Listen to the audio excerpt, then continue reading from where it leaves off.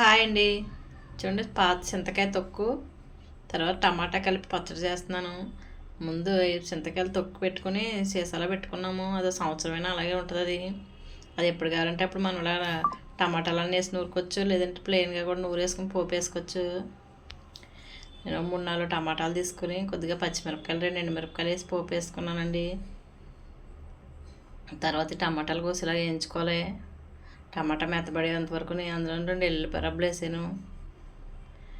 ఎల్లిపాయ వేయకపోయినా పర్లేదు, కాకపోతే కొంచెం స్మెల్ బాగుంటుందని వేసాను 2 ఎల్లిపాయలు నేను, అంతే. తర్వాత కొత్తిమీర కూడా వేసాను, పచ్చి కొత్తిమీర. ఇవన్నీ మనం మిక్సీ జార్లో వేసుకుని మిక్సీ పెట్టుకోవాలి. చింతతొక్కు కూడా వేసుకోవాలండి. చింతకాయ పచ్చడి చాలా బాగుంటుంది. తర్వాత మనం పచ్చడి రుబ్బు వేసుకున్నాక ఇలా పోపు వేసుకోవడమే, పోపు దినుసులు వేసుకుని. ఇది మనకి రైస్లోకి చాలా బాగుంటుంది. వేడి అన్నంలో కొద్దిగా నెయ్యి వేసి తింటే సూపర్ ఉంటుందండి.